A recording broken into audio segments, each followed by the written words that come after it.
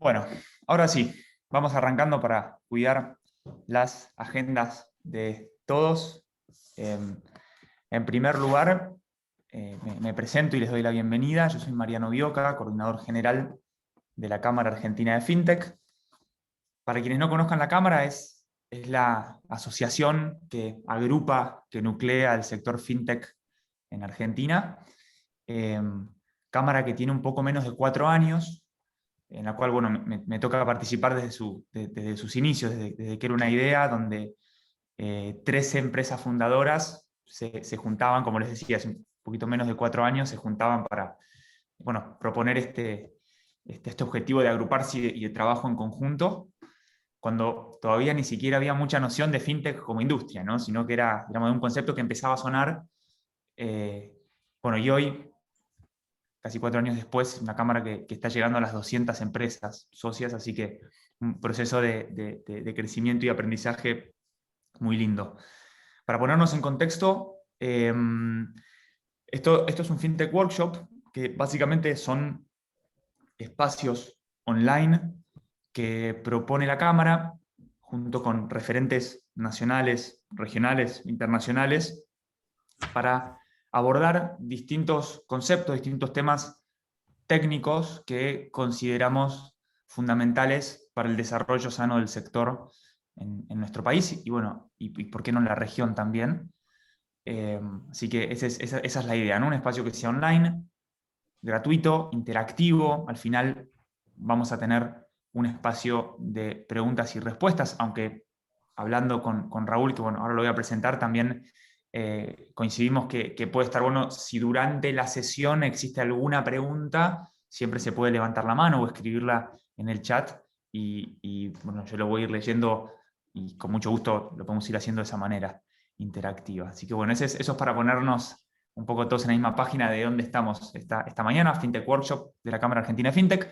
Y el protagonista de hoy es Raúl Oyarzún. Él es cofundador y CTO de Geopagos, que es empresa referente en soluciones de pagos digitales en la región. Por supuesto, empresa socia de la Cámara.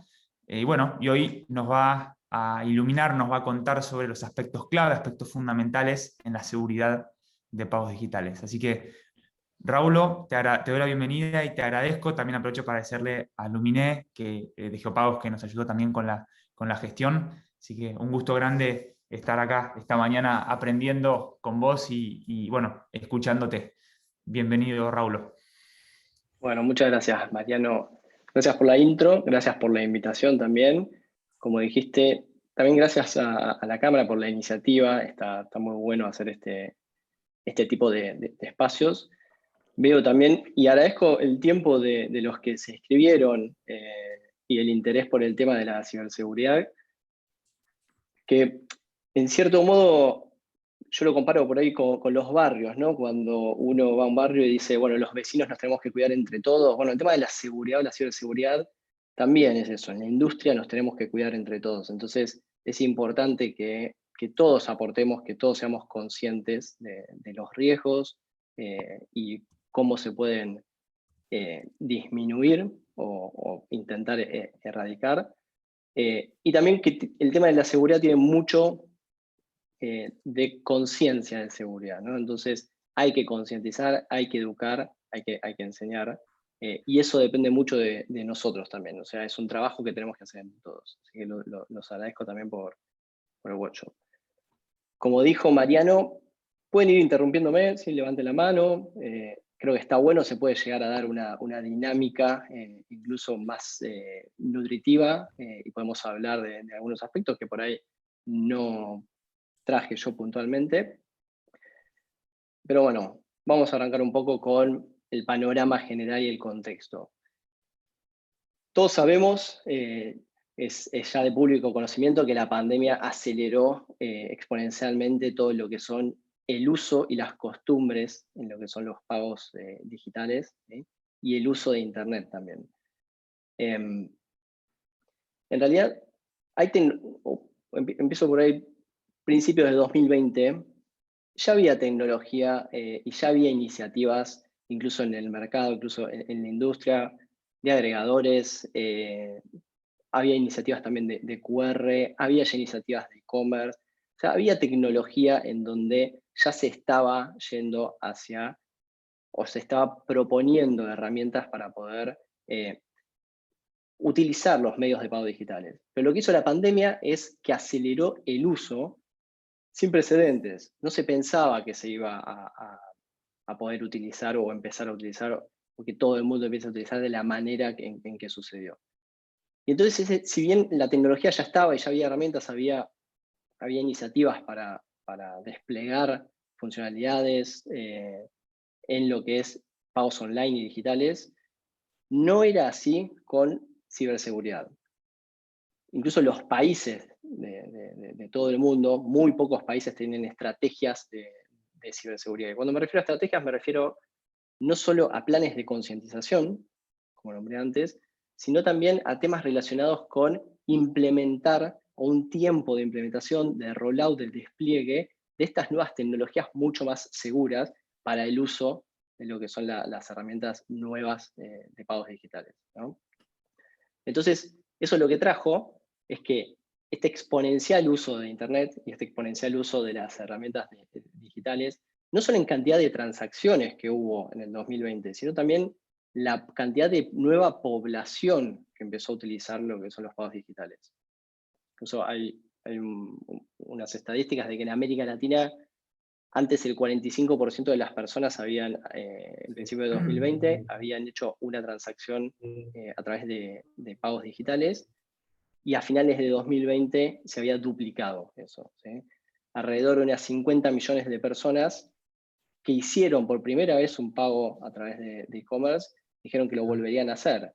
Entonces hay una nueva población que todo lo que son los estafadores o los ciberdelincuentes pueden ahora atacar, y al no estar preparado todo el sistema para concientizar, para garantizar que no sucedan ciberdelitos, son posibles nuevos targets para estos ciberdelincuentes, ¿sí? Eso es algo que entonces abre la puerta a nuevos tipos de fraude, ¿sí? Que los fraudes, hay algunos que son bastante comunes y no tiene que ver en sí tal vez con fallas de la tecnología como tal, sino que tiene más que ver con ejemplos como el phishing, ¿no? Mandar un mail, que es algo bastante común que está sucediendo, mandar un mensaje de WhatsApp, mandar un mensaje de texto, donde te digo que hay una promoción, donde te digo que hay un descuento en tal sitio web, etc. Y el link redirige a una página que es muy parecida al sitio web al que hace referencia. O te llaman por teléfono y te dicen que son de determinada empresa, que te están queriendo dar un beneficio, pásale los datos, tu usuario, contraseña. Bueno, el modus operandi es bastante similar. Pero como no hay concientización y no hay herramientas para blanquear esto, para que todo el mundo sepa cómo se utiliza, qué medidas de seguridad hay que tener, es que terminan sucediendo estas estafas. Desde el lado de la tecnología, podemos mejorar, podemos hacer nuevas herramientas, podemos minimizar ese impacto que tiene este tipo de estafas, aplicando nuevos flujos de pago, nuevas funcionalidades y nuevos features en cada una de las etapas, tanto en lo que son el onboarding, en lo que son el momento de disponibilizar los datos de tarjeta, etc. Pero bueno, todo eso es algo que no estaba listo y exponencialmente se tuvo que salir a corregir o a desplegar durante 2020, cuando ya todas estas tecnologías estaban en marcha en el mercado, ¿sí? Acá hay algunos datos, por ejemplo, que según el Foro Económico Mundial, hay unos 6 billones de dólares a nivel global, o va a haber durante 2020, en lo que es fraude, ¿sí? 6 billones de dólares, estamos hablando no de billones americanos, yankees, sino billones, estos son millones de millones, ¿sí? Es una locura, esto es comparable con PBIs enteros de países totalmente desarrollados. Y en lo que es América Latina, se estima que se está perdiendo alrededor de 90.000 millones al año en cuestiones de fraude. Estos datos, la verdad que no son sostenibles en el tiempo. Realmente hay que aplicar cambios, hay que concientizar, hay que trabajar sobre la seguridad, sobre la ciberseguridad, porque esto no es sostenible en el tiempo. O sea, con estos datos no son muy alentadores en lo que respecta a la economía, ¿sí? Esta industria no va a poder funcionar si esto sigue creciendo. ¿Y por qué va a seguir creciendo? Porque cada vez entran más. Si bien en 2020 hubo una penetración en lo que es el uso de Internet y medios de pago digitales, sigue creciendo esto. Entonces, se estima que también estos números sigan creciendo. Bueno, algunos de otros ejemplos, por ejemplo, de lo que son ciberataques, como les dije antes, es robo de tarjetas. ¿Para qué los usan en realidad los ciberdelincuentes? Obteniendo los datos de tarjeta, después pueden hacer compras de criptomonedas y venderlas, nadie los va a poder rastrear. Pueden comprar en comercios desparramados por el mundo y el recibir esa plata en alguna cuenta, después es imposible poder rastrearlos o es muy difícil. O al tener tantos datos de tarjeta, lo que pueden hacer son compras muy chiquitas que después es muy difícil de rastrear porque es una cantidad gigante. Entonces, sobre todo en lo que es el e-commerce, es el punto de partida o el foco donde hay que poner los criterios y la concientización de la ciberseguridad, que está muy relacionado también con quién está colocando los datos de tarjeta. ¿Por qué? Porque en el mundo presente, quien lee los datos de tarjeta o quien participa ahí, es el mismo comercio, es el que quiere recibir esa compra y esa aprobación. Bien.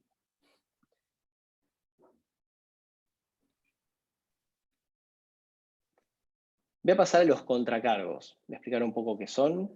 Si tienen alguna pregunta con lo anterior, vayan haciéndolo. Y acá en el contracargo también vayan levantando la mano por cualquier duda que tengan.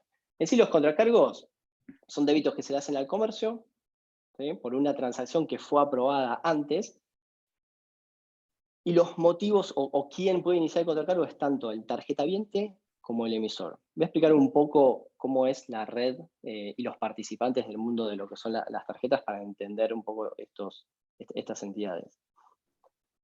Esta red es global, ¿sí? Y los participantes, o hay 5 participantes que son tal vez los más importantes en un contexto macro de esta red, que son el tarjetaviente, el comercio o vendedor, el adquirente, la marca, la red, que esto es Visa, Mastercard, American Express, y los emisores, ¿sí?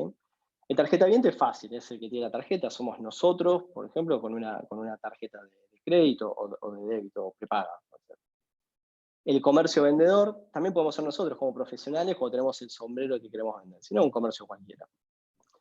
Los adquirentes son estas entidades que permiten a los comercios que acepten pagos con tarjeta, ¿sí? O sea, sus clientes son los comercios. ¿Bien?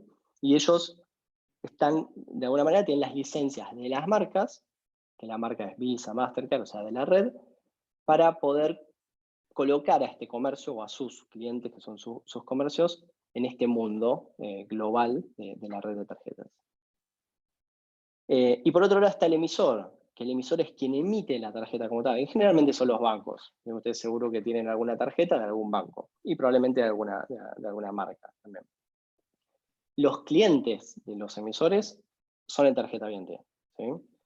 Entonces, ¿qué pasa cuando un tarjetaviente va a un comercio, hace una compra, ¿sí?, y después pasa el tiempo, porque hay una temporalidad en que después llega el resumen de tarjeta y nosotros tenemos que, el tarjetaviente tiene que pagar la tarjeta, y de repente en ese resumen ve que en comercio tal, o un nombre que desconoce, hay hecho un cobro, ¿sí? Esto es bastante común, es uno de los casos, de los motivos de generación de contracargo.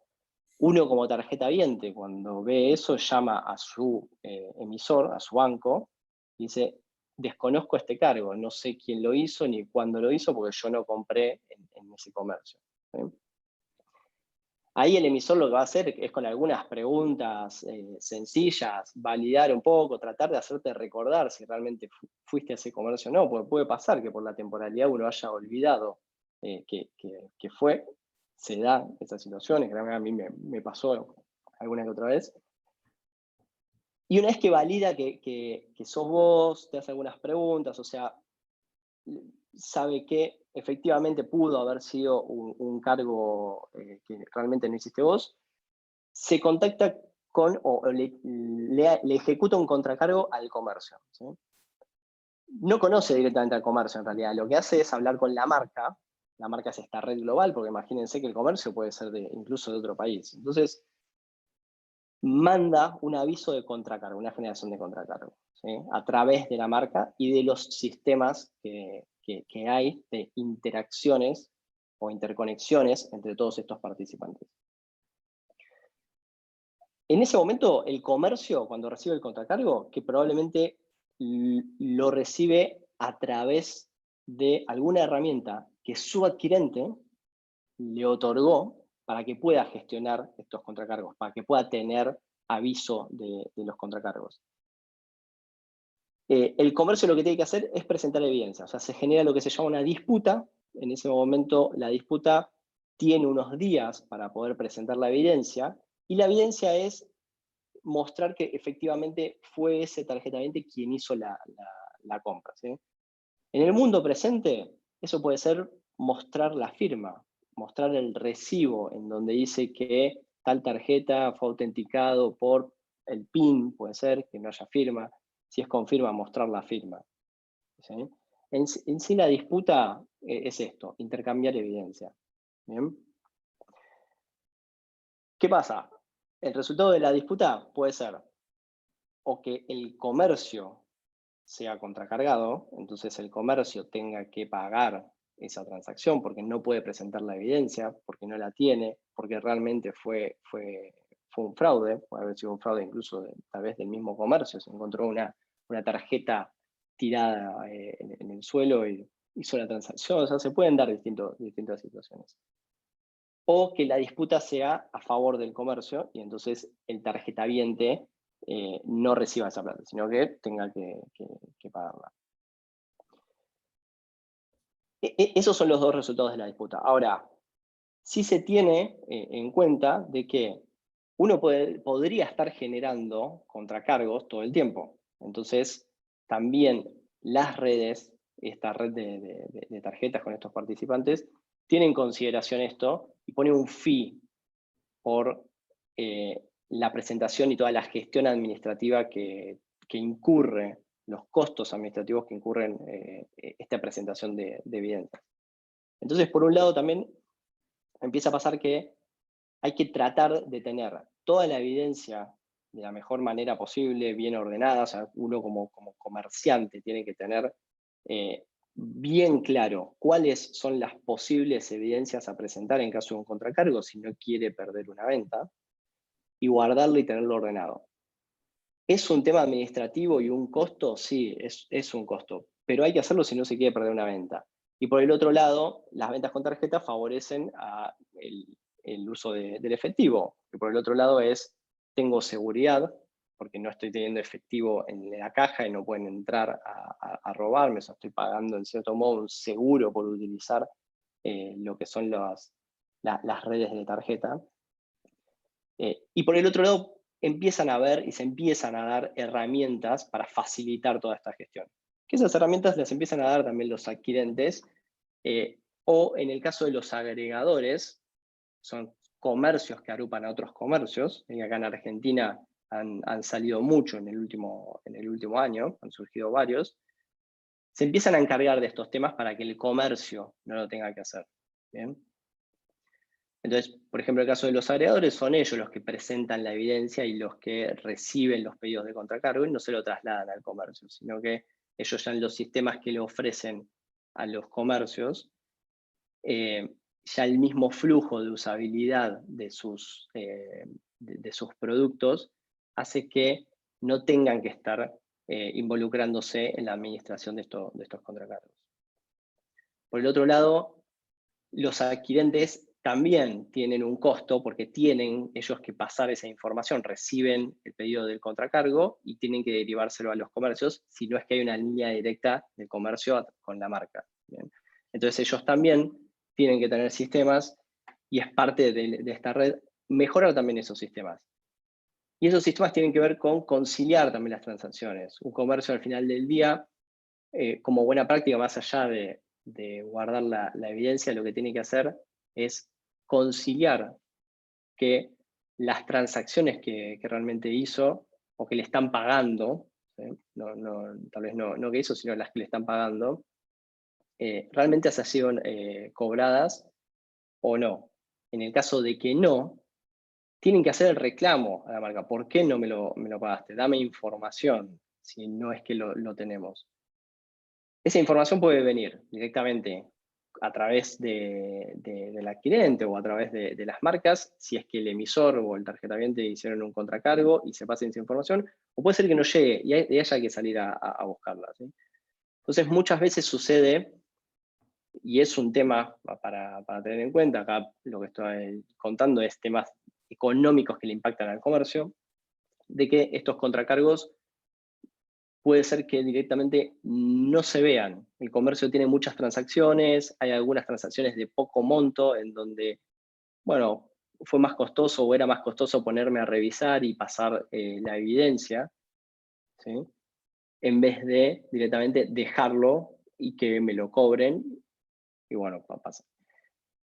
Mejorando estos sistemas, se mejora también la calidad o la cantidad de contracargos que existen, y se mejora este fraude, ¿sí? Porque muchos de estos contracargos son por fraude, y son a propósito hechos de poco monto a determinados comercios, empiezan a juntar información y empiezan a atacar a comercios, no solo al tarjetaviente, no solo robo de tarjetas, sino información de a qué comercios también ejecutarles esos cargos y después realizar el contracargo, o saber que esa tarjeta cuando realice el contracargo se lo van a pagar porque el comercio no se va a quejar, no va a mandar la evidencia, y va a terminar ganando el tarjetaviente. Entonces el tarjetaviente tampoco va a anular la tarjeta, sino que los contracargos que le aparecieron le van a ser devueltos y va a seguir operando normalmente.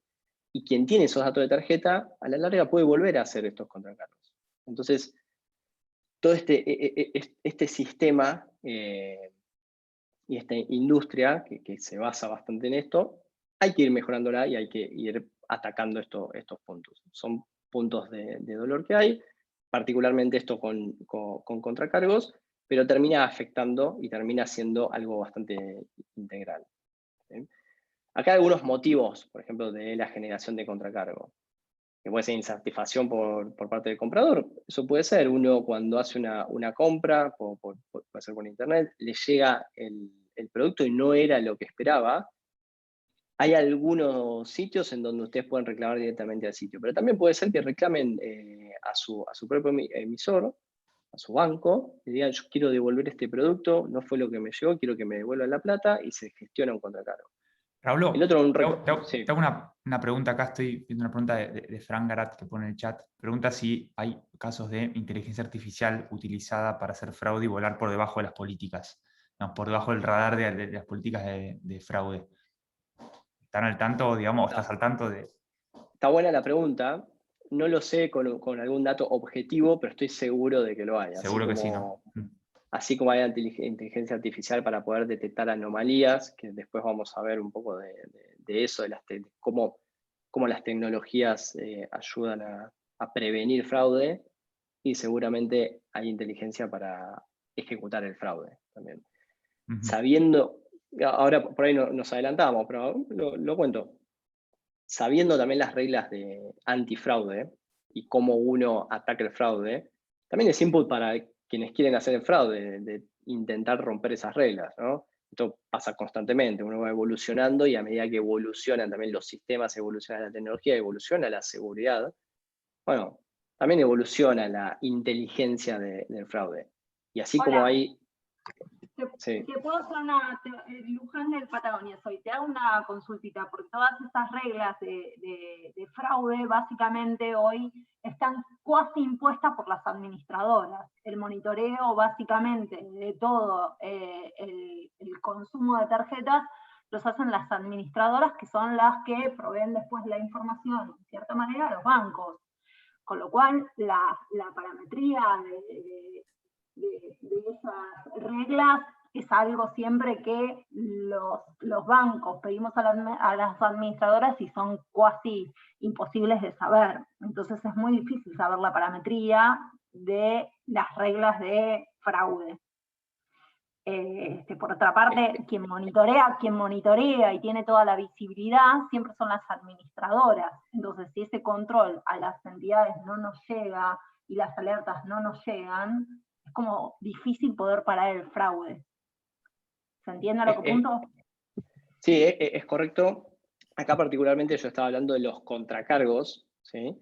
El fraude, ahora vamos a ver, y cuando avance un poco, vamos a ver para las tecnologías y qué cosas se aplican y qué cosas también hay que ir evolucionando e ir aplicando para prevenir fraude en todos los contextos tal vez más orientado al punto, ¿no? Donde ahí está creciendo también herramientas antifraude que empiezan a tener su parametría propia y son globales, o tienen información global, con inteligencia artificial, con Big Data, para tener su propia parametría. Más allá de lo que es la parametría de las administradoras puntuales de cada una de las regiones o mercados, hay herramientas que se pueden poner en puntos de venta, en sitios web, en los checkouts, que atacan directamente el fraude. No sé si respondí un poco tu pregunta.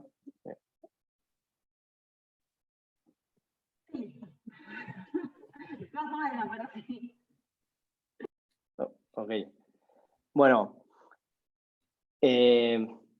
Otra de las situaciones que se dan son múltiples cobros de una compra. Alguna vez les puede haber pasado que tal vez van a un comercio, deslizan o insertan una tarjeta, o por un checkout web, en donde se les colgó la página, vuelven a ejecutar la transacción, o los sistemas se cayeron, vuelven a ejecutar, no salió el ticket, vuelven a hacer la transacción, y después aparecen dos cobros en el resumen. Entonces, llaman a su banco pidiendo el contracargo. Y otro que se puede dar también es robo de la tarjeta, y en el tiempo entre que te robaron la tarjeta y llamaste al banco para inhabilitarla, hayan hecho transacciones en donde se generan el pedido de desconocimiento del cargo. Y por otro lado también hay algunos más que ponen estar acá, que son más que nada con el emisor directamente. El emisor puede, no hace falta que el tarjetaviente sea el que inicie el contracargo, sino que el emisor lo puede hacer, que puede ser un caso tal vez de liability shift. Liability shift es cuando hay que hacer la transacción con alguna determinada capacidad, tal vez puede ser con chip, ¿sí? Lo que es contact y enví, y la transacción fue hecha por banda, tal vez porque la tarjeta no tenía, o el comercio no tenía un lector para poder leer el chip, lo hizo a través de banda. Entonces el emisor puede presentar, si en ese mercado estaba aplicado lo que es el liability shift, puede presentar un desconocimiento de cargo o un contracargo contra el comercio. Bien. ¿Y cómo evitarlos? Ya conté un poco, que puede ser conservar todos los comprobantes. Esto de controlar periódicamente lo que es la liquidación, que es la parte de conciliar las transacciones que están siendo pagadas, entonces detectar si alguna no ha sido pagada, y después hacer el reclamo de esa transacción. Bien. Como les dije, todo esto genera gastos administrativos, que las plataformas tal vez agregadoras en este momento están haciendo que no se le traslade al comercio, sino que lo hacen ellos, y los comercios tienen herramientas también, como varios sistemas, que te permiten gestionar todas estas tareas administrativas de manera mucho más fácil y mucho más rutinarias. Que no tenga que estar haciendo un trabajo tan administrativo, sino que sea un poco más automatizado y que dispare algunas alertas que te lleguen en caso de que esta conciliación no mache al 100%. Y después uno ejecute el aviso o el reclamo de manera mucho más fácil y rápida. Acá pasamos un poco a lo que son las tecnologías. Voy a hablar un poco de esto que estaba preguntando, de utilización o qué posibles tecnologías se pueden usar para prevenir fraude y mejorar tal vez las reglas en otros puntos de la cadena de pago, ¿sí? Todas las entidades financieras, todas las fintech también, empiezan a tener regulaciones, empiezan a tener parametrías de altas de sus propios usuarios, parametrías en el momento de la transaccionabilidad. Y acá aparecen algunos sistemas o la tecnología empieza a crear sistemas que son, por ejemplo, estos sistemas de autenticación. ¿Qué son estos sistemas de autenticación? Bueno, todo lo que tiene que ver con validación biométrica, todo lo que tiene que ver con autenticar quién es la persona que se está registrando. Es el Know Your Customer. Empiezan a aparecer tecnologías que favorecen o agilizan, facilitan y hacen mucho más rápida la autenticación de la persona, que no tenga que estar yendo hasta un local presencialmente, sino que lo pueda hacer de manera digital, de manera autónoma. Y esto favorece a que puedas autenticar que quien se está registrando es quien dice ser realmente. Entonces, ahí ya empezás a prevenir mucho más el fraude porque no podés falsificar quién sos vos, no podés decir que sos otra persona y actuar como otra persona. Entonces, el delincuente o el ciberdelincuente no puede impersonar a otros, sino que le va a costar ejecutarlo, y esto está mejorando constantemente, sobre todo con lo que es inteligencia artificial. Acá sí hay bastante de trabajo de machine learning, inteligencia artificial, en donde estas tecnologías ayudan a meter estos, o a implementar estos sistemas, y de manera cada vez más fácil. ¿Por qué? Por el uso y penetración de todo lo que son los sistemas digitales, el uso incluso de la telefonía móvil o de los dispositivos móviles que antes tal vez no eran tan potentes, no tenían tanta penetración como lo tienen ahora, y favorece mucho todo lo que es el mundo fintech, todas estas empresas, incluso, bueno, la cámara fintech que surgió por la creación de tantas empresas fintech, en donde aplican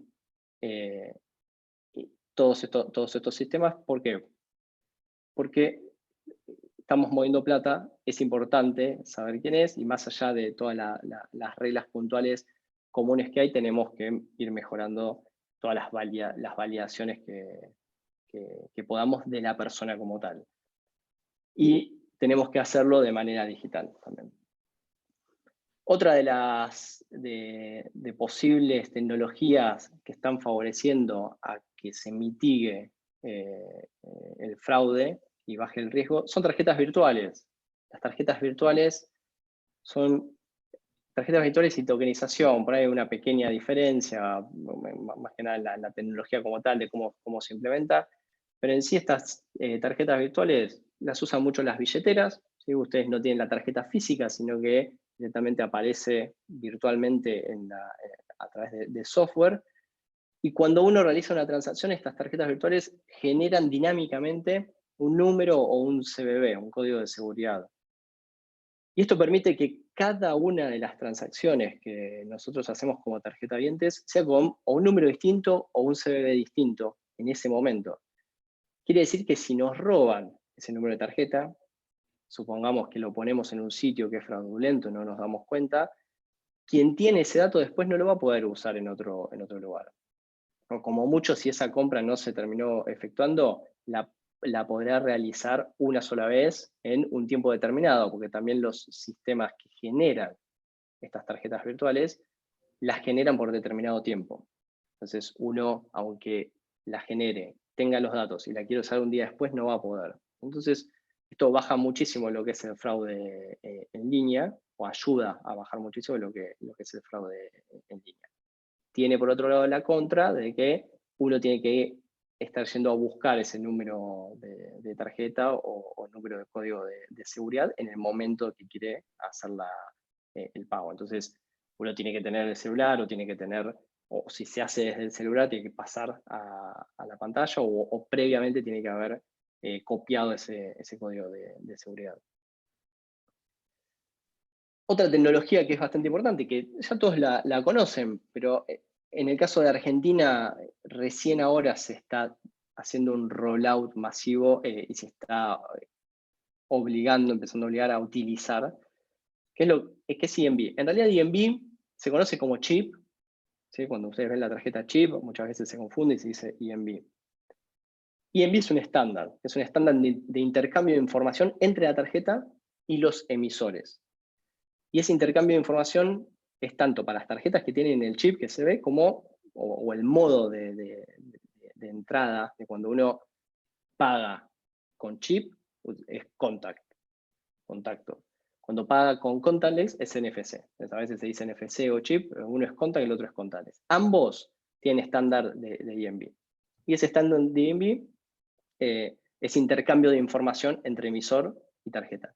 Para hacer ese intercambio de información, la tarjeta tiene un chip y es dinámico los datos que generan. Generan números aleatorios, genera criptografía, o sea, tiene información y tiene llaves criptográficas para poder garantizar que esos datos aleatorios que genera dinámicamente en cada una de las transacciones no puedan ser reproducidos fácilmente.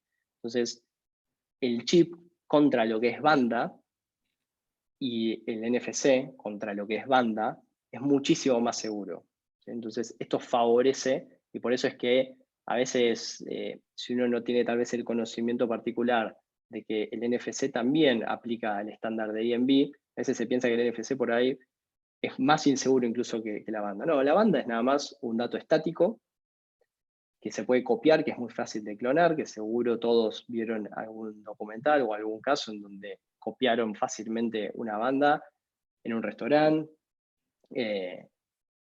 y no se puede hacer con EMV, ¿sí? Ni con chip, ni con contact, ni con contactless. Es bastante complejo. Entonces, todos los mercados lo que tienen que hacer es empezar a rolloutear. Esto es impulsado generalmente por las marcas, y es lo que se llama la liability shift, como dije antes, se tiene que hacer las transacciones con el estándar de EMV o se paga una multa, ¿sí? Entonces, esto tiene determinado tiempo, en Argentina ya se está Raúl, aplicando. Sí. discúlpame, Marcos Godinot de Paraguay. Muy interesante lo que estás mencionando y sobre el tema de chip y contactless, lo que pasa de repente, bueno, sé casos en la región donde de repente el límite de transacciones que se puede hacer con contactless sin PIN, ¿verdad? De repente si a una persona se le extravía o le roban una tarjeta, puede hacer compras hasta un límite por compras bajas, vamos a decir, ¿verdad? Entonces, no sé cómo eso se está dando en la Argentina o en la región, si tenés algún dato. Gracias. Gracias, Marco. Este rollout que se hace, que se impulsa por las marcas, siempre es con estas nuevas tecnologías y se hace probando, se hace también con distintos límites.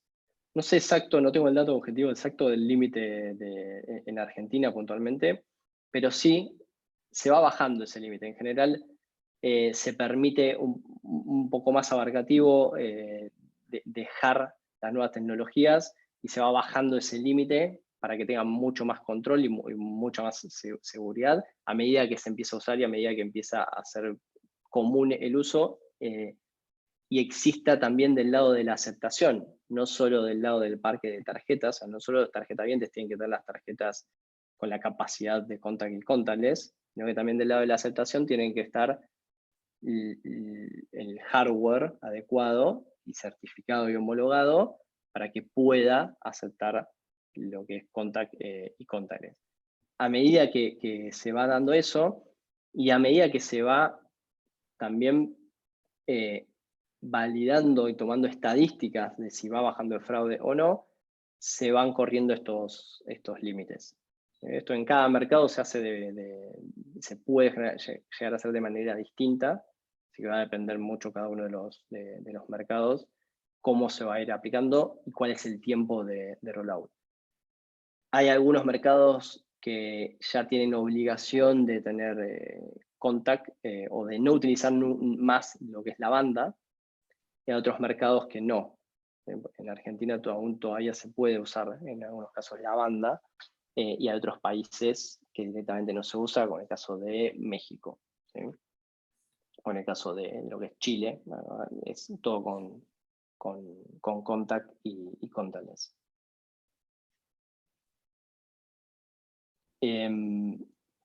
Bueno, otra de las tecnologías es PIN.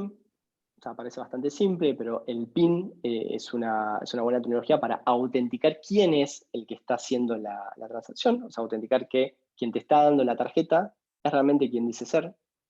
Porque al poner el PIN, que no es un dato que está en la tarjeta, lo tengo que conocer previamente. Entonces, es muy seguro que sea yo el dueño de la tarjeta que estoy colocando. ¿Qué ¿sí? tal, Cristian? ¿Cómo te va?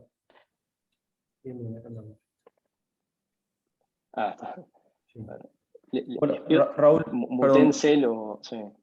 Raúl, perdón, una consulta. La diferencia en seguridad en cuanto a la transacción con contacto y sin contacto, ¿es más segura la transacción con contacto que la de sin contacto? En el sentido de la información transmitida, por decirte, la información criptográfica transmitida al chip cuando es una transacción en contacto es más segura porque en NFC no existe esa transmisión. ¿Eso es así? Perdóname, te Sí, quiero preguntar desde el principio porque no... Pero me voy a mutear a alguien que está haciendo ruido.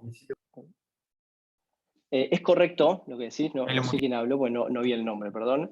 Soy Eduardo Jarán, correcto. Raúl. Eduardo, es correcto. La realidad es que contacto es mucho más seguro. Incluso contacto, quien termina aprobando la transacción es la tarjeta. En el caso de contactless, no, es el emisor. En el caso de contact, hay un intercambio de información que va al emisor. El emisor puede aprobar la operación o el pedido de autorización y vuelven esos datos a la tarjeta. Y la tarjeta ejecuta lo que se llama una generación de AC, es un término técnico, un criptograma, y ese criptograma da un resultado final. Si el resultado final es OK, aprobada, queda aprobada. Si es rechazarlo, se inicia por sistema, el comercio ni se da cuenta y el tarjetamiento ni se da cuenta, se inicia una reversa, o sea, se cancela esa aprobación que dio el emisor. En el caso de contactless, como también es mucho más rápido y es solo apoyar y sacar, no existe esa vuelta como tal, sino que la vuelta es tomada, o el resultado final de la transacción es tomada por la decisión que tenga el emisor. ¿Sí? Si bien en el envío del primer mensaje del pedido de autorización sí hay generación de números dinámicos y aparece temas de criptografía para generar ese criptograma como tal, no existe esta vuelta. Y esta vuelta lo que hace la tarjeta es decir, quien me está aprobando la transacción, o una de las validaciones que hace, porque también puede hacer otras, quien me está aprobando la transacción es realmente quien dice ser. ¿Sí? Eso con contactless no sucede. Entonces, ¿es más seguro? Sí, es más seguro, pero contactless es muchísimo más seguro que banda. Y es muy rápido, es muy fácil de utilizar. Entonces, es una tecnología que está siendo bastante utilizada, que es bastante práctica, que tiene buenos resultados a nivel seguridad y que tiene buenos resultados a nivel experiencia. Y que permite tal vez empezar tal vez no, en realidad ya se está dando, a hacer nuevas tecnologías como tal vez no necesitar la tarjeta, sino que sea como Tap to Phone, para aceptar desde un celular lo que son pagos contactless, no necesitar un dispositivo, un lector de tarjetas, y eso puede ser con una tarjeta virtual que emula el NFC desde otro celular. Entonces podrías llegar a hacer con 2 celulares ya una transacción. Que en el caso de Contact no lo podrías hacer, necesitas sí o sí la tarjeta física.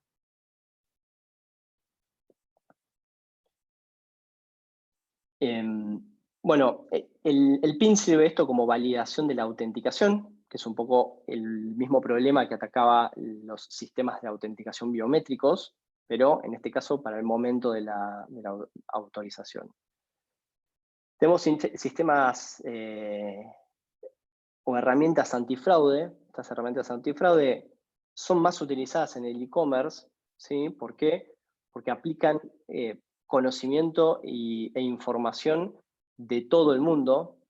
Si una transacción o una tarjeta fue utilizada desde una computadora de Argentina, tal vez, no puede ser utilizada desde una computadora de otro lado del mundo en el mismo momento. Entonces, hay sistemas globales, que son estas herramientas antifraude, que tienen un montón de información, una base de datos gigante, y toman un montón de datos del contexto de la transacción, y también de los datos particulares de la venta, que pueden llegar a ser la dirección de envío,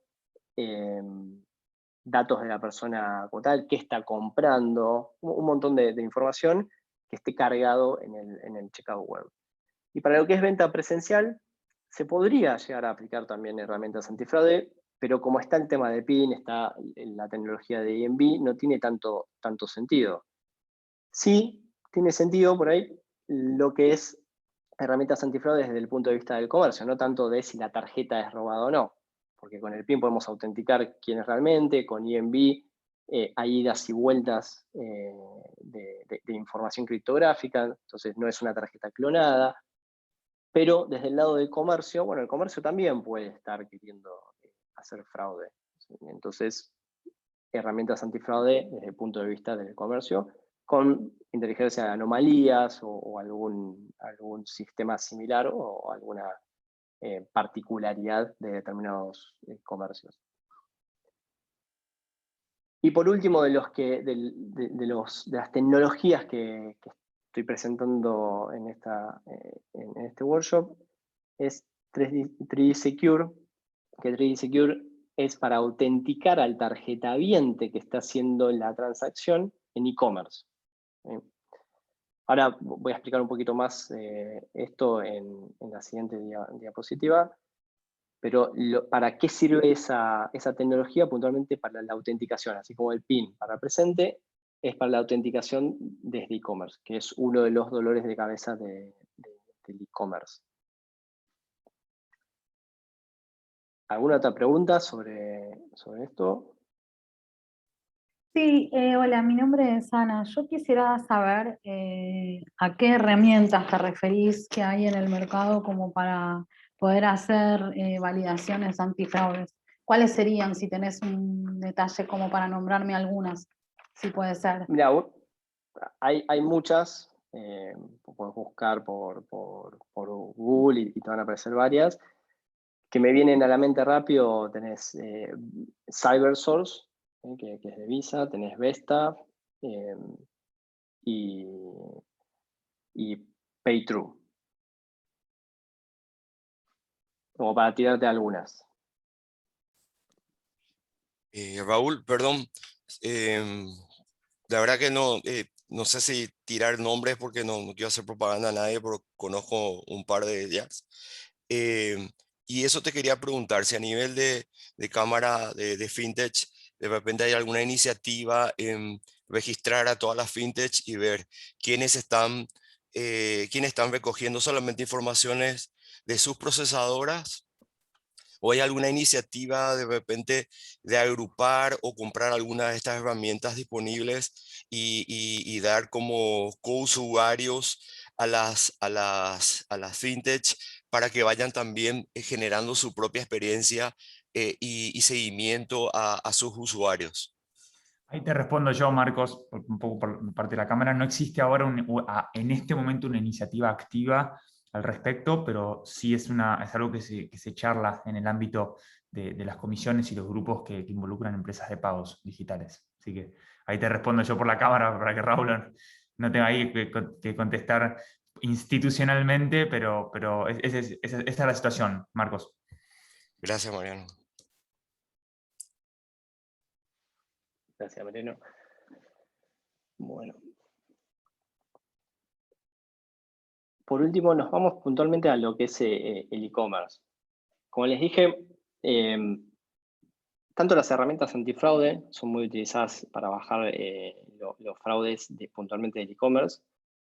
Y 3D Secure es una iniciativa que están impulsando las marcas para que se implementen para autenticar al tarjetaviente. ¿Qué se da? ¿O qué es lo que pasa en el e-commerce?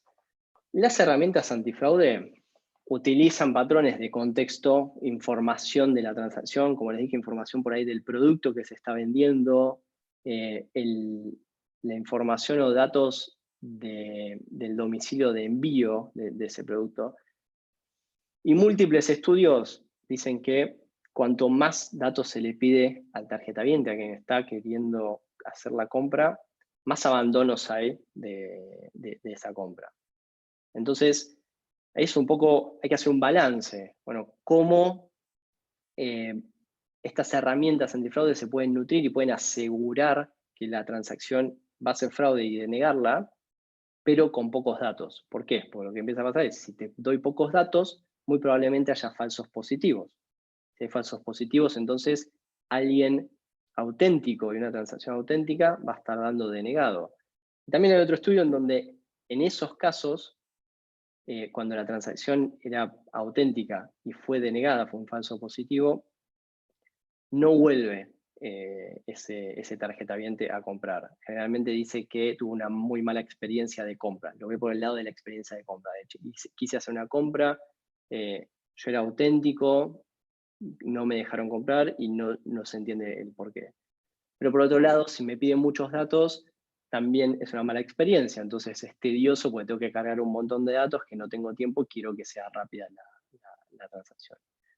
Entonces, 3D Secure viene un poco a resolver esto de que en el caso del presente, quien está validando, en cierto modo, al tarjetaviente es el mismo comercio. Entonces hay alguien, una entidad que está validando. Pero en el caso del e-commerce, quien está colocando los datos de tarjeta, y puede ser cualquier dato de tarjeta, es el mismo tarjetaviente. Entonces, ¿cómo hacemos para autenticarlo? 3D Secure existió como en la versión 1 y ahora está en la versión 2.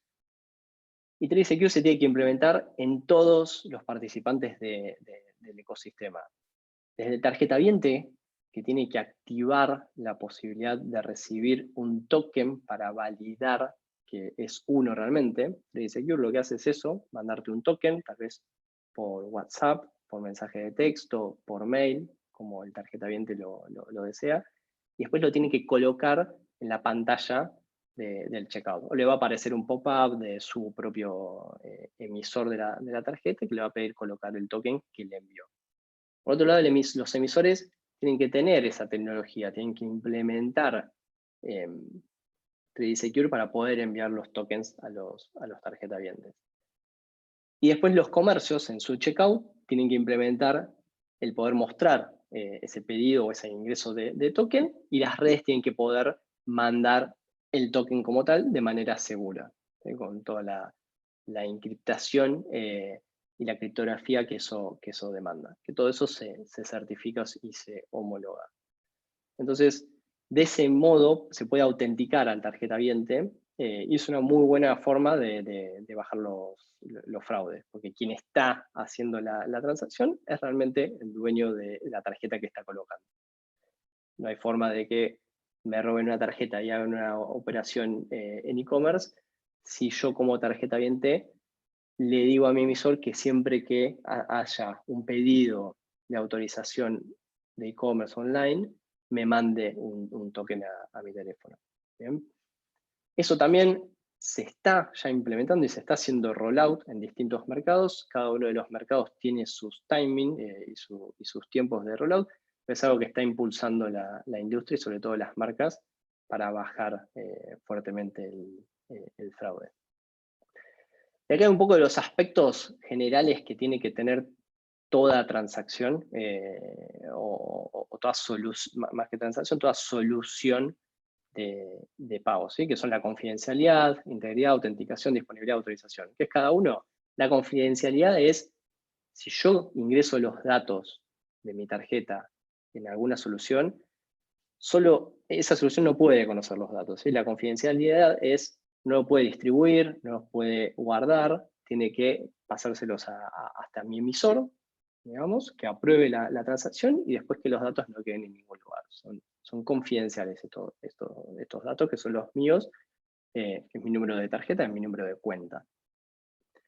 La integridad es que lo que estoy mandando realmente sea lo que está llegando al emisor, no que me cambien el número de tarjeta, no que me cambien el CBV, no que manden otros datos distintos de lo que no soy yo. Y en el caso de, si se ponen más datos en un contexto de e-commerce, en donde por ahí pones más datos de dirección de envíos, que sean realmente los que yo estoy poniendo y no que sean unos que la solución está mandando por atrás. La autenticación tiene que ver con esto, autenticar a quién es el que está colocando los datos, ¿sí? Porque cómo sé yo que es realmente esa persona que dice ser.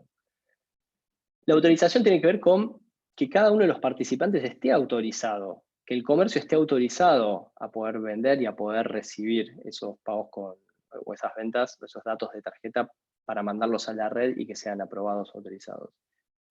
Que el tarjetamiento esté autorizado a poder ejecutar ventas con determinadas tarjetas. La disponibilidad tiene que ver con la solución, estos problemas que comenté antes por ahí de contracargo, en donde se hacen 2 transacciones porque se cayó el sistema. Bueno, las soluciones tienen que velar por la disponibilidad y los sistemas tienen que estar disponibles todo el tiempo. Entonces hay que asegurar que funcione correctamente, que todo el tiempo esté disponible para poder hacer la transacción y para poder recibir las respuestas. Y por último, esto un poco para dejar la concientización que hablamos antes, todas estas tecnologías que se van implementando, fíjense que algunas de las que nombré, en el caso de Argentina, todavía no están, ¿sí? Entonces, y por las preguntas que hizo, por ejemplo, Marco, determinados mercados tienen determinados tiempos también de implementación. Sería ideal que una nueva tecnología se pueda implementar de un día para el otro, pero hay que hacer un rollout. Hay que entender que esto tiene muchos participantes, es un ecosistema gigante, es una red global, y hay que ir trabajando de a poco en hacer los cambios de implementación de nuevas tecnologías, pero hay que poner fechas límites también, con multas para que se haga, si no, no se termina haciendo. Pero lo importante es que somos nosotros los que, o es esta industria y este mundo de las fintech también, que explotó ahora, que ejecutamos estos cambios. Entonces, ahí lo que les decía al principio, estoy contento de todos los que se sumaron, los interesados por este tema, y sepan que nosotros somos los que hacemos este cambio para bien de la seguridad. Es algo en donde hay que poner mucho foco, porque este mundo está creciendo muy rápido, cada vez más rápido, cada vez nuevas tecnologías se impactan de manera o se rotean de manera más rápida, y aparecen nuevos casos de fraude que ni se contemplaban ni se tenían en diseño directamente, no se tenían contemplados, y hay que atacarlos. Entonces, cuanto más rápido podamos también cambiar y evolucionar, más rápido vamos a poder atacarlos. Raúl, te hago una pregunta, Luján, soy Sí. del Banco Patagonia. ¿Qué están haciendo las fintechs a la hora de enrolar una tarjeta en una billetera? ¿Están validando identidad? ¿Qué es lo que están haciendo? Porque antes, por ejemplo, las entidades teníamos mucho el robo de las tarjetas y en las bolsas, en OCA, en el correo, todo. Hoy la realidad es que vos no necesitas robar una tarjeta para hacer consumo, sino sacar una foto de frente dorso, capturar los datos y enrolarla en cualquier billetera. ¿Qué están haciendo las fintechs respecto de este tema? Bueno, ahí no sabría decirte todas las fintech exactamente que está haciendo cada una, pero sí los sistemas lo que están permitiendo es validar que esa tarjeta pertenece a la misma persona que está dado de alta en la cuenta. Y para darse de alta en esa cuenta de la billetera, aplicó sistemas de validación biométrica. Entonces ahí es donde esto empieza a bajar el riesgo, en donde si vos te podías registrar antes con un mail y contraseña únicamente y enrolar una tarjeta, no tenías forma de validar ahí que quien se dio de alta es la misma persona que está colocando la tarjeta. Yo me podía dar de alta con un mail, raul@geopagos.com, y después podía poner tal vez una tarjeta cualquiera. Ese es el caso que vos estás diciendo. Hoy en día, cuando las fintech y las billeteras lo que tienen que hacer es cuando te das de alta como Raúl Oyarzún o como raul@geopagos.com, validación biométrica, quién es. Y cuando rollouteo una tarjeta, validar que esa tarjeta que estoy poniendo coincide con la misma persona que se dio de alta en la cuenta. Ok. Es uno de las formas que se está aplicando para mitigar ese caso. Gracias. No, era muy buena la pregunta. Bueno, había hecho la presentación con las preguntas al final. Aprovechen si tienen más preguntas a hacerlo, pero metimos preguntas en el medio. Raúl, buenísima la presentación, la verdad que espectacular, gran claridad en todos los conceptos y en la presentación, buenísimo. Y ahora, a quienes quieran, los y las invitamos a prender la cámara y hacer alguna pregunta, y aprovechando este espacio interactivo, veo que hay algunas preguntas en el chat, pero también si quieren, anímense a prender el micrófono y la cámara también si quieren para interactuar con nosotros. Aprovechen que el tiempo de Raúl es valioso, así que está bueno tenerlo acá con a disposición para responder. Raúl, Hola Raúl. perdón. Perdón. Sería buenísimo que se presenten cuando Sí. hablan, así sabemos quién es quién. Pero bueno, adelante. Bueno, hola, buen día, mi nombre es Virginia y te estaba preguntando en el chat cuando hablas de validación biométrica, ¿te referís a la validación que hace, por ejemplo, AFIP cuando te registras y después pasa un cierto tiempo, ponele 2 meses sin ingresar a la AFIP y otra vez tenés que hacer la validación? No, me refiero a... No conozco la de la FIP esta que estás diciendo, pero me Sí, refiero tenés que a la poner la validación cara, que... tenés que poner la Claro, cara, mirar a un costado, al otro, hasta que te capta. exactamente. ¿Sí? Es esa la Exactamente. validación que está teniendo hoy por hoy la AFIP. Vos tenés esa validación biométrica, ¿sí? Que ayuda Sí. a detectar que la persona es una persona humana, que no está siendo un robot que se está registrando. Y por otro lado, tenés con sistemas también como el de RENAPER, validar Sí. que el documento coincide con la persona que está haciendo la validación biométrica, ¿no? Que la foto del documento coincide. Entonces, de esa manera se puede validar que yo, Raúl Oyarzún, soy una persona humana que está ingresando. Es como el captcha de las páginas para Sí. detectar que no sea un robot. Bueno, en la validación biométrica es eso. Y por otro lado, que mi cara es la misma que la que está en el documento que estoy mostrando que soy yo, ¿no? Y eso va contra sistemas como el de RENAPER, en donde tienen las bases de datos de todos los documentos.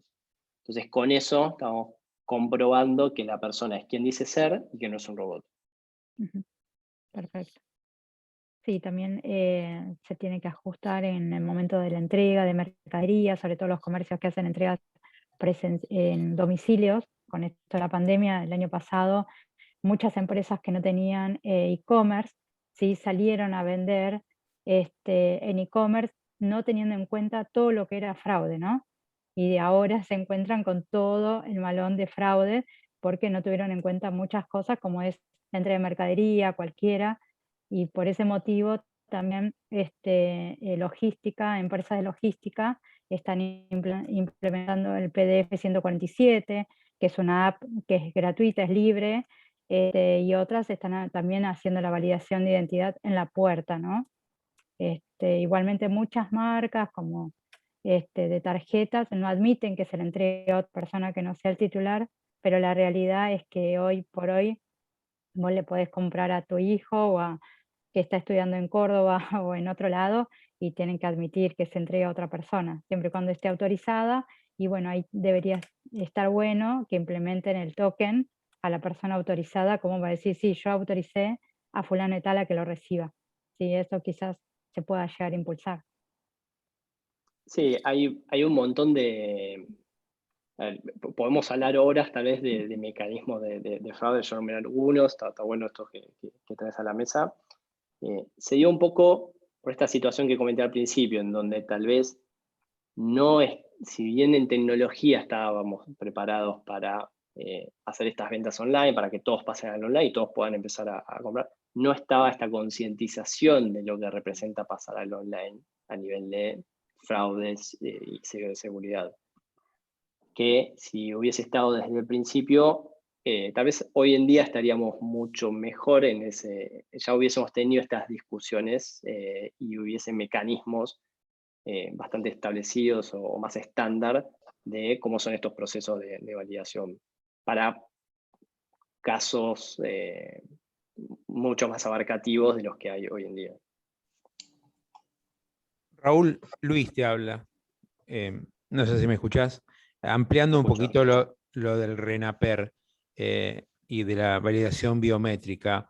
El RENAPER están previendo los servicios para que vos tirarle un JSON o lo que sea, ¿no? Algún web service, lo que sea, y devolvértelo. ¿Hay algo embebido? O sea, yo como empresa y consumidora de eso biométrico con el RENAPER, ¿cómo interactúo? ¿Vos tenés en claro eso? ¿O hay que directamente dirigirse al RENAPER y ellos te tiran ahí algo, decir, mirá, tirame esto, tirame este servicio, yo te devuelvo esto? Yo como comercio, ¿cómo hago, cómo hago uso de esto del RENAPER? ¿Lo tenés en claro?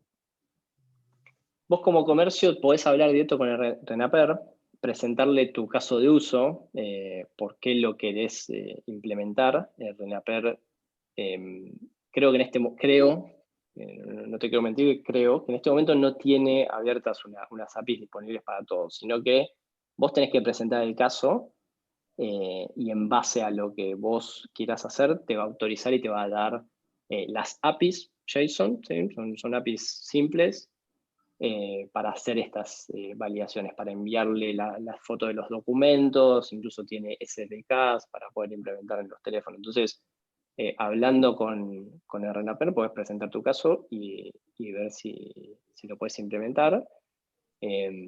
O en caso de que no, entiendo que hay algunas empresas que se dedican a justamente hacer esta capa de onboarding e implementan la validación biométrica para lo que es el onboarding. Por eso te digo, no Sí, sé pero si es el ¿de caso que dónde? vos decís. Claro. Hola. Bueno, no, sí, yo te digo, Sí, trabajo en una compañía grande de seguros.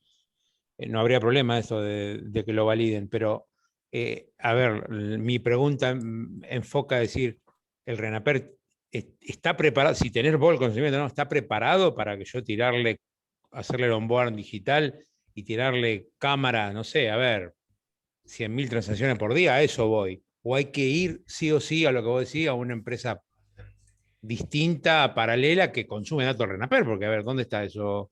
Esos datos biométricos los tiene el RENAPER solamente. Esa empresa privada va a ir y consumir con el RENAPER.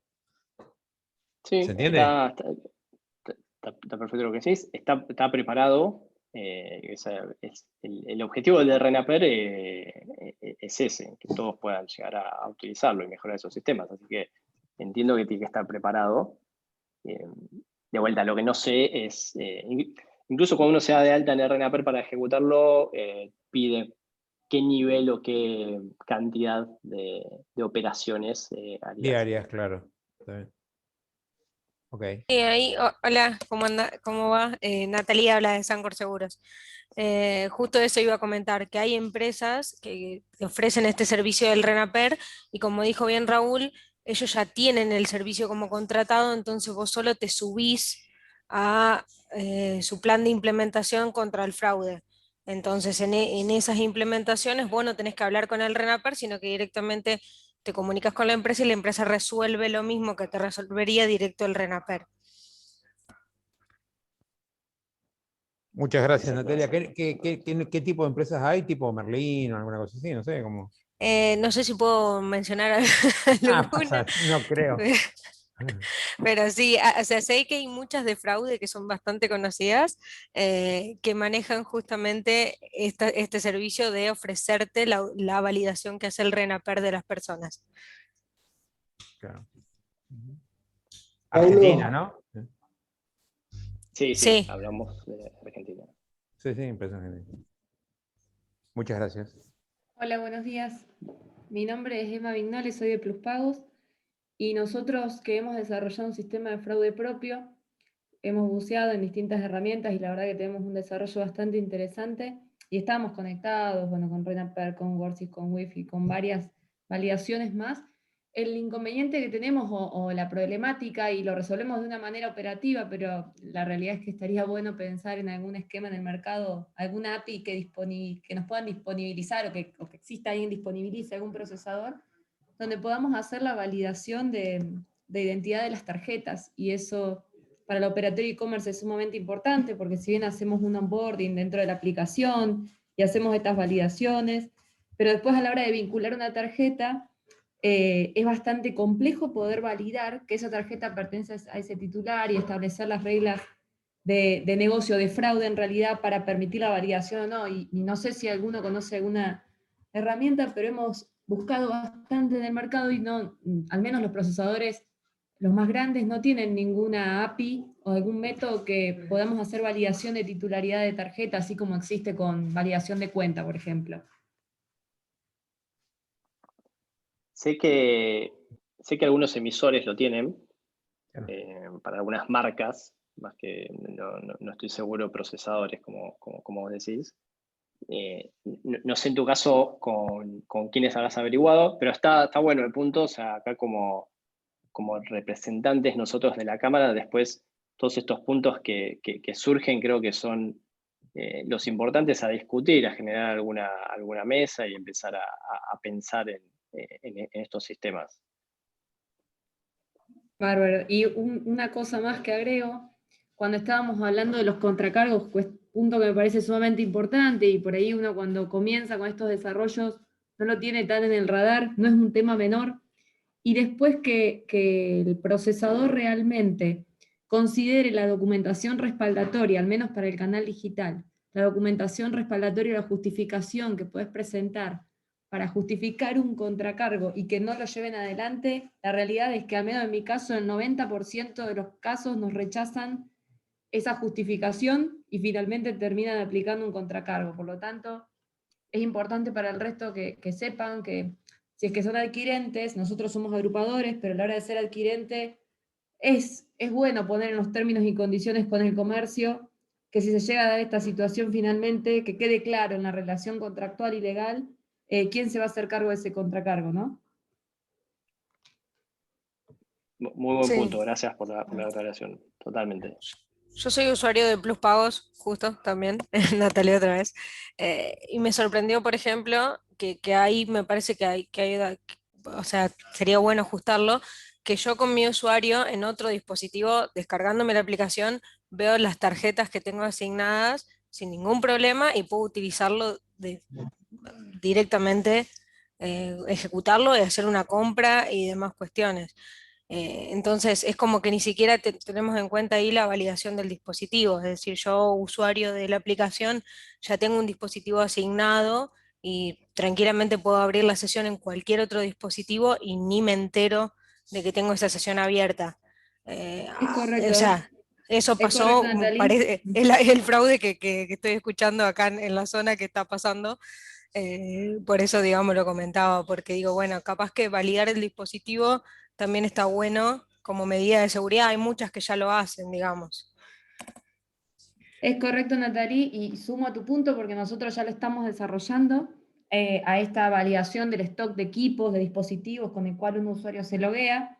Estamos realizando en algunas transacciones también que son, o desarrollando, todavía no lo implementamos, pero en algunas transacciones que entendemos que son más riesgosas, solicitar un segundo factor de autenticación. Eso es bastante importante o interesante, es decir, hacer un mix entre la experiencia de usuario y la seguridad que debemos darle al cliente. Genial. Si logueas de otro dispositivo, no podés poner ahí, si vos te detectás que te estás logueando de otro dispositivo, no podés poner ahí validación biométrica por biometría. En realidad lo que hacemos es, es alertar al cliente en una primera etapa y que se está logueando desde otro dispositivo, y en otra etapa posterior es solicitar autorización al cliente de que se loguee en otro dispositivo. Eso es lo que vamos a hacer al inicio. Pero bueno, seguramente otros desarrolladores lo han resuelto de otra manera y es totalmente válido.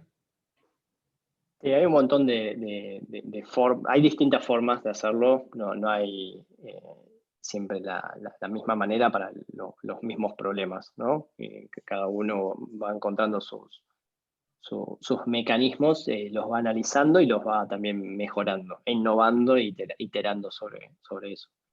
Otras posibilidades son también, bueno, imagino que los que tienen Google, por ahí yo uso bastante Google Gmail, y si te lo veas en algún otro dispositivo, te manda un aviso. Entonces, uno puede entrar y bloquear las sesiones. Hay distintas formas, ¿no? Y esto que comentan también de pedir un doble factor con en determinadas transacciones, es esto que comentaba de 3D Secure, por ejemplo, los emisores en sí hacen eso, ¿sí? Con su motor propio de fraude, piden ese token, no todo el tiempo. ¿Por qué? Porque si no, entorpece a la experiencia del usuario, sino que en base a determinada lógica y en base a determinado riesgo, tal vez, el análisis que ejecutan, piden el token o no. O piden tal vez alguna validación que no sea particularmente un token o un doble factor, sino tal vez clic sobre alguna imagen o algo por el estilo. O sea, puede haber múltiples formas de hacer validaciones. Lo importante es tenerlo en cuenta y ver cómo se van implementando, cómo vamos mejorando, cómo las vamos iterando. Porque también una validación hoy, el día de mañana puede ser que no sea efectiva. Tengo las nuevas tecnologías que surgen, como decía al principio, también para el lado de los que atacan. Raúl, Ay, ¿cómo, no sé cómo quién. estás? Muy buena la presentación y muy clara como siempre. Te quería sumar, vimos un montón de lo que es el tema de fraudes en los dos puntos iniciales, o sea, donde está el comercio, donde está el cliente. Pero cómo se trabaja el tema de si hay casuísticas de fraudes internos, de gente que adquiere la información, a de que viaja tokenizada y demás, y si hay elementos para prevenir esto o trabajar a pos de cuando hubo un robo de información sensible. Bueno, para eso las empresas que manejan datos de tarjeta, en el caso de datos de tarjeta de crédito o débito, tienen que cumplir con la certificación PCI. La certificación PCI es exigida por las marcas y en esa certificación hay auditores que revisan todo este flujo por donde pasan los datos y garantizan que estén ofuscados, que no se guarden, si se guardan, por qué se guardan, que se guarden con las llaves apropiadas, con el nivel de seguridad de criptografía apropiado, con los módulos que permiten encriptar los datos, que también estén homologados y certificados, y de esa manera, en este ecosistema, cada uno de los participantes, lo puedo llamar nodos, para llevarlo a la jerga por ahí un poco más técnica, están certificados y garantizan que no se puedan escapar datos. Buenísimo, gracias. Hola Raúl, ¿cómo estás? Mi nombre es Micaela, ¿Qué tal? soy del Banco Municipal de Rosario. Quisiera consultarte, vos hablaste de las transacciones con contacto y sin contacto. Nosotros ahora estamos migrando a nuestras tarjetas a sin contacto, digamos, a que los clientes tengan contactless, y a partir de julio vamos a incorporar la tecnología 3DS. Quería hacerte, digamos, cuando vos hablas de seguridad en la transacción, te estás refiriendo a la transacción, o sea, seguridad en cuanto al usuario. Quería ver o saber si tenés alguna referencia de cómo fueron migrando los contracargos, porque o sea, si bien el chip es seguro, nosotros creemos que el contactless puede ser más seguro para nosotros. No sé si me logro explicar o se entiende. entiendo, no tengo esa información, o sea, no tengo la listo, información listo. de la evolución, sé que se hace y sé que por eso es también que se va haciendo un rollout progresivo y se van midiendo estos datos. Bien. El dato concreto particular del rollouteo del último año de lo que es contactless, no lo tengo como tal. Lo que No, a es ver, fraude por contactless. nuestro objetivo como entidad financiera es disminuir la afectación al quebranto del banco por, digamos, reclamos por desconocimiento de compra, desconocimientos tanto presenciales como e-commerce. Por eso estamos migrando a una mejor tecnología y estamos adquiriendo esta nueva tecnología, pero por ahí si vos tenías un dato ya para adelantarme, era buenísimo, pero bueno, era eso nomás. Raúl, si querés te comento algo de Paraguay, si te sirve. Dale, totalmente, sirve para todos. Bueno, y respondiendo un poco a Micaela también, y para todos, yo les comento que hace unos años con la implementación de chip acá en Paraguay, realmente el fraude de tarjeta presencial, lógicamente que eso paró totalmente, porque todo lo que tenga que ver con chip y contactless es súper, hiper seguro a nivel local, a nivel mundial. ¿Y qué pasó con el tiempo? El fraude nunca para y eso fue migrando al aspecto no presencial. O sea, lo que te va a pasar, Micaela, es que los fraudes que tenías con falsificación, otro tipo de cosas, no lo vas a tener y va a ir al mundo e-commerce. Ahí te va a acrecentar un poco. Escuché que también tenés 3D Secure, que Sí, está a partir de bueno. julio. O sea, Bueno, estamos, recién ahora lo vamos a implementar y bueno, quería saber si por ahí alguien claro. sabía si había bajado el fraude. Te va a bajar. La buena noticia es que sí, te va a bajar en todo lo que es presencial y todo lo que tenga que ver con el ambiente e-commerce también. Todas las páginas que no tengan también de su lado la parte de 3D Secure, ¿verdad? Vos vas a tener, si tienes un desconocimiento, la posibilidad de hacer un contracargo y vas a ganar esos casos. O sea, estás por muy buen camino. Nada más, Buenísimo. gracias por el espacio. Gracias, gracias. Gracias, Marcos. Creo, Micaela, te hago un comentario más, porque vos querías un poco la comparación tal vez entre contactless y contact. Eso te entendí al Sí, porque vos principio. hiciste hincapié en eso, en que era más segura uno que otra. No sé, yo lo anoté, no sé si por ahí... Son los dos, como dice Marcos, los dos son muy seguros y por eso se están impulsando. A diferencia de lo que era la banda. Así que la banda sí es un mecanismo inseguro. Raúl, buen día. Lo que sí Perdón. ya voy con vos, Marcelo. Lo que sí te comento es, si están teniendo problemas con contact, con EMB, con contacto, analícenlo un poco, a ver realmente si se están haciendo las transacciones por contact o no. O sea, es llamativo si tienen alto volumen de fraude por contact. Como dice Marcos, casi que con chip el fraude se reduce casi a cero. Bien. Marcelo. Raúl, buen día. Marcelo López de Global Processing. Te quería consultar, nosotros, bueno, a raíz de la pandemia hemos tenido un incremento considerable en el nivel de transacciones y acompañado a eso el nivel de fraude amigo.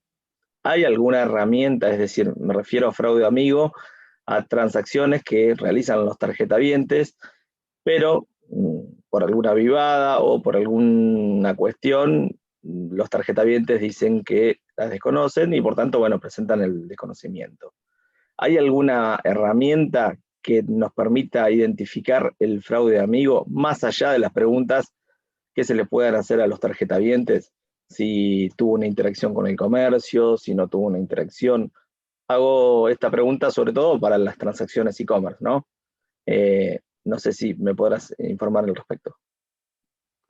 No tengo conocimiento como tal de una herramienta que esté orientada a eso. Sí, esto es algo que está empezando a suceder, también por toda la nueva, creo que el impacto de agregadores ha llevado a que exista ese tipo de fraude también, o se incremente.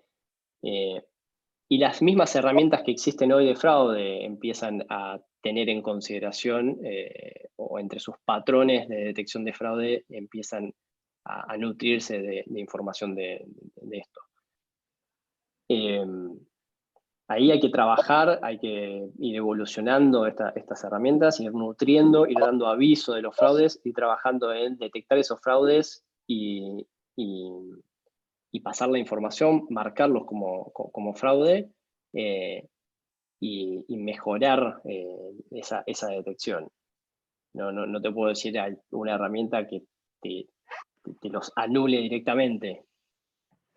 Claro, sí, bueno, nosotros hemos tenido, se nos ha incrementado ese punto, y bueno, en la gran mayoría de los casos es el fraude amigo porque, bueno, la gente ha empezado a utilizar más el e-commerce, ha empezado a utilizar más las compras por internet, entonces dice, bueno, presento el desconocimiento porque yo esto no lo hice, y sin embargo, analizas la cuenta o analizas al tarjetaviente y sí ha tenido una interacción, quizá 6 meses atrás o un año atrás, y entonces es ahí en donde nos preguntamos si efectivamente es un fraude amigo o no, más allá de que el socio lo desconozca, ¿sí?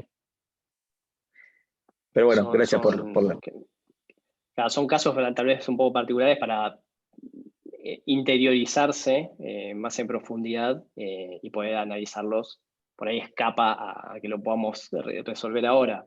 Pero es interesante y te propongo incluso, como decía antes, esto es un tema de concientización y que tenemos que trabajar entre todos. Así que el mensaje para todos también es: pónganse en contacto conmigo, armemos mesas y trabajemos sobre eso que nos impacta a todos. O sea, no es que porque ustedes tengan fraude no les impacta a los demás, esto es un ecosistema y trabajemos y metámonos, hagamos foco en los puntos de dolor que tiene cada uno. Está bueno.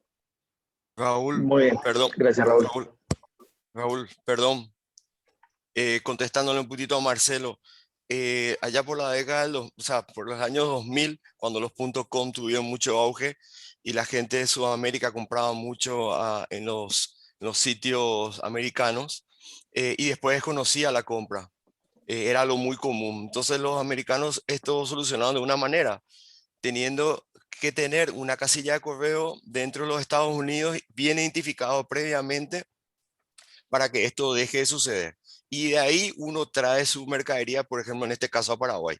En el caso que dice Marcelo, una buena identificación de lugares donde se van a recibir las mercaderías con alguna autenticación podría hacer que esto pare. Pero, como decís, Raúl, sería bueno armar una mesa y que realmente se investigue bien el caso para identificar las oportunidades. Gracias, Marcos. Gracias, Marcos. Hola, ¿qué tal? Soy Rodrigo de RedLink. Era una consulta, no sé si tanto que ver con tarjetas, pero con el auge de pagos con transferencias o transferencias 3.0, donde no hay una tarjeta involucrada, sino que es transferencia de una cuenta a la otra. Si hay algún circuito, que digamos, ¿cómo varía el circuito este de contracargos? Yo sé que es un tema muy incipiente, pero a ver, los sistemas de fraudes, las compras ya están en producción y quería saber cómo se están preparando o si hay algún avance en ese sentido de tanto el enrolamiento de los clientes, porque no hay una cuenta, y una validación de que el que se está registrando sea fehacientemente el dueño de la cuenta de la cual se va a hacer el débito. Del lado de la fintech, ¿no? Bueno, para eso es que se está usando los sistemas de autenticación biométrica y validación de identidad. Si no, no debería estar en el sistema y operando, si no tiene y no puede garantizar esa validación. Desde el punto de vista de contracargo, bueno, creo que falta un poco de evolución en ese aspecto, que las tarjetas o el mundo de tarjetas viene con este tema desde hace muchos años, ya es muy maduro en ese sentido. Sí. Entonces tiene que madurar también el sistema de pagos inmediatos. Ok, sí, me imagino. Gracias. Nada. Buenísimo, Raúl, la verdad que buenísima sesión y también gracias a quienes nos acompañaron y fueron haciendo todas las preguntas, toda la interacción del final internacional fue gratificante. Para que sepan, toda esta sesión va a quedar grabada hasta este momento, preguntas incluidas, y se va a subir a YouTube de la Cámara Argentina FinTech para que puedan consultarla cuantas veces quieran. Y bueno, como cierre, volverte a agradecer, Raulo, a Luminé también por ayudarnos en la coordinación, bueno, a Geopagos, por supuesto, también por haber acompañado y brindado esta sesión, y a quienes nos escucharon por acompañarnos. Así que bueno, nos vemos en el próximo workshop, en el próximo webinar, en la próxima capacitación, en el próximo contenido de la cámara. Ahí, Raúl, no sé si viste, hay un montón de mensajes de agradecimiento en el chat, no sé si lo llegaste a ver, pero bueno, la gente está agradeciendo por esa vía que es gratificante. Así que bueno, que tengan... Buenísimo. Ahí, Sí, bueno, perdón, nos pueden contactar, me pueden contactar a mí también, y los agradezco a ustedes por escucharme, por bancarme. Y muy buenas todas las preguntas también, muy interesantes y creo que fueron muy nutritivas para la charla también. Genial. Bueno, que tengan una buena jornada. Gracias. Chao, chao. Saludos a todos. Chao, chao.